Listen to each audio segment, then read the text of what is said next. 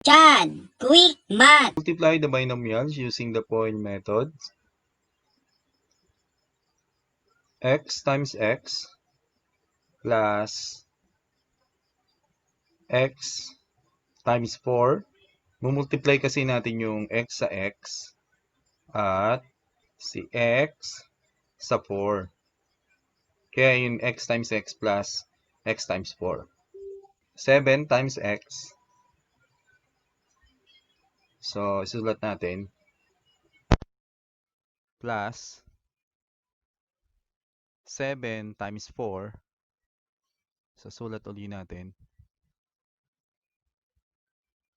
Ngayon, equals to x squared plus 4x plus